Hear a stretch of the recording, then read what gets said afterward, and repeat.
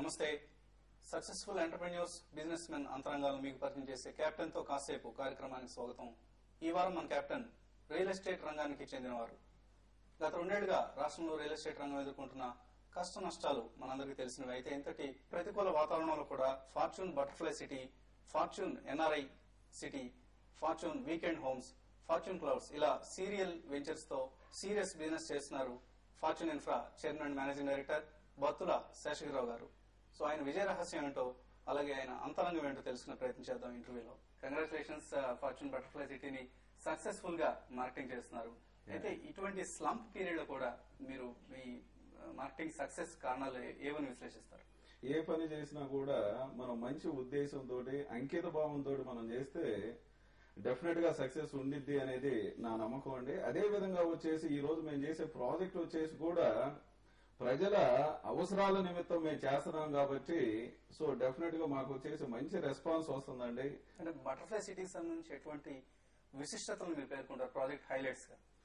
Yeah sure, definitely. అసలు ముఖ్య ఉద్దేశం చెప్పుకోవాలి అంటే ఈ ఫార్చ్యూన్ బటర్ఫ్లై సిటీ ఆబ్జెక్టివ్ వచ్చేసి 3600 ఎకరాల్లో ఇంటిగ్రేటెడ్ టౌన్షిప్ చేస్తున్నామండి. 3600 ఏకర్స్ అంటున్నారు.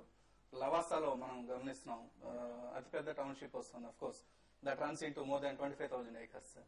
కానీ మన రాష్ట్రంలో గమనిస్తే ఇంత పెద్ద సిటీ ఇంతవరకు ఎవరు టేకప్ చేయలేదు. సో మీకు ఆ కాన్ఫిడెన్స్ ఎలా వచ్చింది? 3600 ఏకర్స్ సిటీని బిల్డ్ చేయగలను కానీ లేదా మార్కెటింగ్ చేయగలను కానీ అటువంటి కాన్ఫిడెన్స్ ఎలా వచ్చింది? లావాసా ప్రాజెక్ట్ ను కూడా నేను విజిట్ చేశానండి. వండర్ఫుల్, అమేజింగ్ గ్రేట్ సిటీ అండి అది వచ్చేసి. సో 3600 ఎకరాల ఈ ప్రాజెక్ట్ కానివ్వండి, దీనికి మెయిన్ వచ్చేసి ఇన్స్పిరేషన్ అని చెప్పుకోవాలి అంటే కలకత్తాలోని సాల్ట్ లేక్ సిటీ అండి. అది 2400 ఎకరాల్లో ఉంది. నేను ఐటర్ గా ఉన్నప్పుడు కలకత్తా ఇల్లు వచ్చేవాడిని. అక్కడ సాల్ట్ లేక్ సిటీలో ఫ్రెండ్స్ కానివ్వండి వాళ్ళందరూ ఉన్నప్పుడు అక్కడికి వెళ్ళడం జరిగింది. ఆ ప్లేస్ చూసినప్పుడు ఇలాంటి అట్మాస్ఫియర్, ఇలాంటి ఎన్విరాన్మెంట్ తోటి మన హైదరాబాద్ లో మనం ఎందుకు చేయకూడదు అనేది మెయిన్ కాన్సెప్ట్ అండి. అదే విధంగా 3600 ఎకరాలు అనేది స్టిల్ ఇంకా నా దృష్టిలో అయితే బాగా తక్కువనే చెప్పుకోవచ్చు అండి. మన దేశంలో జనాభా వచ్చేసి ఆల్మోస్ట్ 110 కోట్ల మంది అరౌండ్ అప్రాక్సిమేట్లీ అంతమంది ఉన్నప్పుడు absolutely there will not be any problem అండి. సో ఎన్ని ప్లాట్స్ చేస్తారు? 3600 ఏకర్స్ లో ఎన్ని ప్లాట్స్ వస్తాయి? ఎంత మందికి మీరు ఇళ్లు అమ్మబోతున్నారు? అంటే ఇది construction project only real estate project? మొత్తం 3600 ఎకరాలు వచ్చేసి 600 ఎకరాలు కమర్షియల్ కోసం అండి. లైక్ ఐటీ పార్క్స్ కానివ్వండి, educational institutions, hospitals, entertainment centres and sports academy. Balance 3000 acres లో వచ్చేసి రఫ్లీ అరౌండ్ 20,000 హోమ్స్ అక్కడ వస్తున్నాయండి. సో ఇనిషియల్ గా వచ్చేసి అక్కడ ఈవెన్ ఓపెన్ ప్లాట్స్ ఉన్నాయి, ప్లస్ విల్లాస్ కూడా ఉన్నాయండి. అంటే కాన్సెప్ట్ ఏంటంటే సొసైటీలో ఈ రోజు ప్రజలకు ఏదైతే అవసరం ఉందో ఆ అవసరం నిమిత్తం మేము చేసుకుంటూ ముందుకెళ్తున్నామండి. ఓకే అండి. సో నార్మల్ గా ఎనీ ప్రాజెక్ట్ లో చెప్తుంటారు మా దగ్గర ఎడ్యుకేషన్ ఇన్స్టిట్యూషన్స్ ఉన్నాయి, స్విమ్మింగ్ పూల్స్ ఉన్నాయి, అలాగే క్లబ్ హౌసెస్ ఉన్నాయి, ఇలా రకరకాల అట్రాక్షన్స్ చెప్తుంటారు. మీ ప్రాజెక్ట్ సంబంధించి యూఎస్పీగా ఏం చెప్తారు? యూనిక్ సెల్లింగ్ ప్రపోజిషన్ ఏంటి? స్పెషల్ ఫీచర్ కానివ్వండి, ఇది చెప్పుకోవాలి అంటే కస్టమర్ ఇన్వెస్ట్ చేసిన దానికి వచ్చేసి మంచి వాల్యూ అడిషన్, తర్వాత మంచి ఎప్రిసియేషన్, రిటర్న్ ఆన్ ఇన్వెస్ట్మెంట్ కూడా బాగా ప్రొవైడ్ చేయాలి అనేది మెయిన్ కాన్సెప్ట్ అండి. It's not just like only ఏదో 100 ఏకర్స్ లో మనం విల్లాస్ కానివ్వండి లేదా ఓపెన్ ప్లాట్స్ కానివ్వండి, ఆ కాన్సెప్ట్ కానే కాదండి. ఎడ్యుకేషనల్ ఇన్స్టిట్యూషన్స్, తర్వాత హెల్త్ అండ్ ఎడ్యుకేషన్ అనేది బేసిక్ నీడ్స్ కాబట్టి అవి ఎటుకూడి ఉంటాయి. వాటితో పాటు వచ్చేసి కూడా ఇంకా డిఫరెంట్ వేలో ఈవెన్ మెడికల్ టూరిజం లో వచ్చేసి కూడా హాస్పిటల్స్ కూడా మనం పెట్టాలి అనేది కూడా కాన్సెప్ట్ అండి. సో శంషాబాద్ ఎయిర్పోర్ట్ నుంచి 25 కిలోమీటర్స్ దూరంలో మీ ప్రాజెక్ట్ వస్తుంది. అలాగే రిటర్న్ ఆన్ ఇన్వెస్ట్మెంట్ మీరే అన్నారు. సో నెక్స్ట్ 5 to 10 years చక్కటి అప్రిసియేషన్ ఎక్స్పెక్ట్ చేయొచ్చు ఈ ప్రాజెక్ట్ నుంచి. ఒకటండి, లైక్ మన హైదరాబాద్ కూడా సమ్మేర్ చార్మినార్ దగ్గర ఎక్కడో స్టార్ట్ అయ్యి ఉండొచ్చు, నియర్ బై వచ్చేసి 440 years బ్యాక్. సో బట్ వెరాజ్ రియల్ హైదరాబాద్ కానివ్వండి, మోడర్న్ హైదరాబాద్ కానివ్వండి, వాళ్ళు మనందరం చెప్పుకోవాలి అంటే మాదాపూర్ కానివ్వండి, గచ్చిబౌలి కానివ్వండి, జూబ్లీ హిల్స్. అంటే ప్రపంచంలో ఇవాళ ఏదైతే top most sectors like computer software కానివ్వండి, బీపీఓస్ కానివ్వండి, ఇవన్నీ ఈ ప్లేసెస్ లో ఉన్నాయి కాబట్టి దీనికి ఎంత ఇంపార్టెన్స్ వచ్చింది. అదే విధంగా శ్రీశైలం రోడ్ లో కూడా వచ్చేసి హార్డ్వేర్ పార్క్ కానివ్వండి, సాఫ్ట్వేర్ ఎస్ఈజెడ్స్ కానివ్వండి, ఎలక్ట్రికల్స్ కానివ్వండి, ఎలక్ట్రానిక్స్ కానివ్వండి, apart from all these things వచ్చేసి వండర్ఫుల్ ఇంటర్నేషనల్ ఎయిర్పోర్ట్. సో ఈ విధంగా వీటన్నిటిని కూడా పరిగణలోకి తీసుకున్న తర్వాతే అక్కడ ఒక వండర్ఫుల్ ఎన్విరాన్మెంట్ అట్మాస్ఫియర్ ప్రొవైడ్ చేయాలి అనేది కాన్సెప్ట్ అండి. మీ పర్సనల్ డీటెయిల్స్ లో వెళ్తే మీ చార్టెడ్ అకౌంటెంట్ బేసిక్ గా. Yeah. So parental background of course వ్యవసాయం అనుకుంటాను. సో ఎక్కడ అసలు మీ నేటివ్ ఎక్కడ, పేరెంటల్ బ్యాక్గ్రౌండ్ ఎంతవరకు మీ పురోభివృద్ధికి దోహదం చేసింది?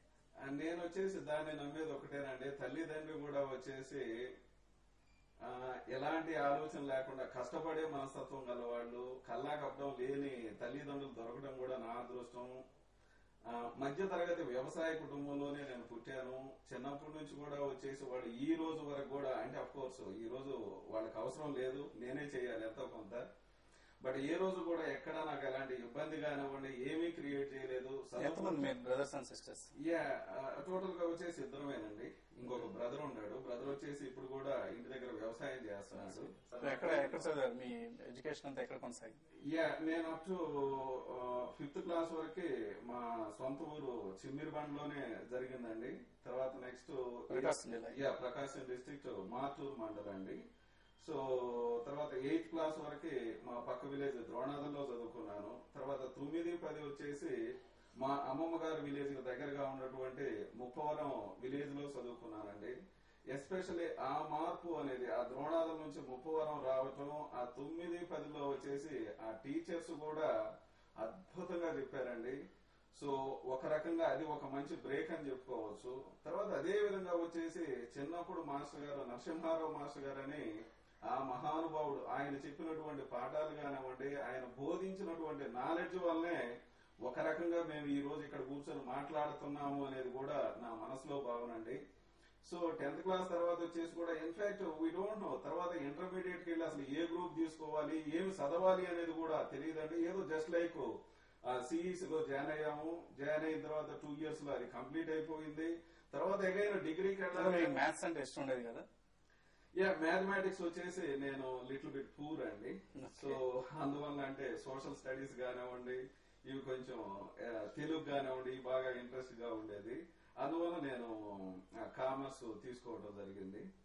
సో తర్వాత అది అయిపోయిన తర్వాత డిగ్రీలో కూడా వచ్చేసి తెలిసిన వాళ్ళు కానివ్వండి వీళ్ళందరూ కూడా బిఏ చదవండి, అది చదవండి, ఇది చదవండి అని చెప్పడం జరిగింది. నేను వచ్చేసి అల్టిమేట్ గా బీకామ్ జాయిన్ అయ్యాను.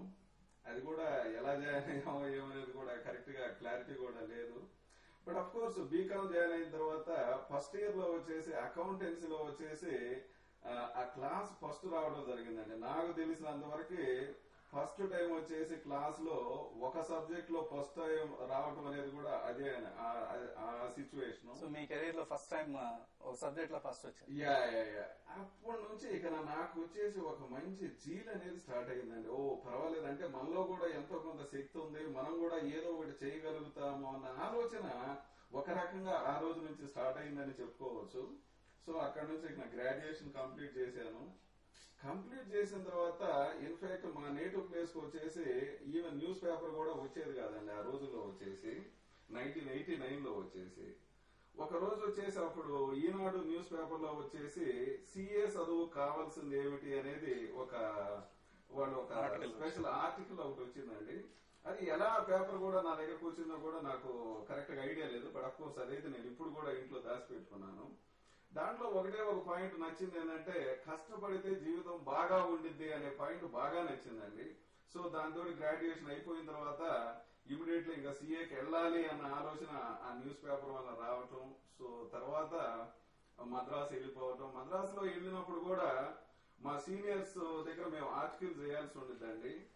అక్కడికి వెళ్ళి మేము మాట్లాడేటప్పుడు కూడా తెలుగు తప్పితే మాకు రెండోది రాదు. ఈవెన్ గ్రాడ్యుయేషన్ కూడా తెలుగు మీడియంలోనే చేసాము. నేను నా ఫ్రెండ్ స్నేహితుడు ఇద్దరం కలిసి వెళ్ళాం అక్కడికి. ఇద్దరం వెళ్తే ఆయన వచ్చేసి మమ్మల్ని చూసుకొని లేదు మీరు ఏదో భ్రమంలో ఇక్కడికి వచ్చినట్టున్నారు, చాలా కష్టం, ఈ రోజు నేను ఈ కోర్సు మళ్ళా జాయిన్ అయినా కూడా కష్టంగా ఉండేది ఇది కంప్లీట్ చేయటం అని 2 పెద్ద books organisation and management books ఇచ్చి ఇవి ముందు మీరు చూడండి, చూసిన తర్వాత 2 రోజుల తర్వాత కనపడండి అని చెప్పాడు. సీనియర్స్ అన్నారు మరి చూడు ఒకసారి ఆ బుక్స్ ఇచ్చారు కదా ఆయన అని చెబితే నేను ఒకటే చెప్పానండి వాళ్ళకి, ఈ బుక్స్ చదవడం నాకు రాకపోయినా పర్వాలేదు, నేను సిఏ అనేది చెయ్యాలి అంతే, ఇక రెండో ఆలోచన రెండో కాన్సెప్ట్ నాకు లేదు అని చెప్పి నేను ఓపెన్ కూడా చేయలేదని పక్కనే పెట్టాను. 2 days తర్వాత మళ్ళా వెళ్ళాం. వెళ్ళిన తర్వాత ఆయన వచ్చేసి మళ్ళీ ఏమన్నాడంటే, మీరేదో బాగా మూర్ఖంగా మాట్లాడుతున్నట్టున్నారు, మీరు మాట్లాడితే అంటే ఆయన లక్కీగా ఏమైందంటే వచ్చి దాన్ని తిరగవచ్చు ఆయనకు వచ్చేసి. సో అందువల్ల సమ్ ఎక్స్టెంట్ మాకు ఒక ముక్క కూడా ఇంగ్లీష్ రాదు. సో బట్ ఏదో ఒక విధంగా వచ్చేసి ఆయన అన్నాడు, సరే పోనీ నువ్వు ఇంత గట్టిగా మాట్లాడుతున్నావు కాబట్టి సరే ఓకే నేను ఆర్టికల్స్ కింద జాయిన్ చేస్తానని చెప్పటం అలా స్టార్ట్ అయ్యిందండి.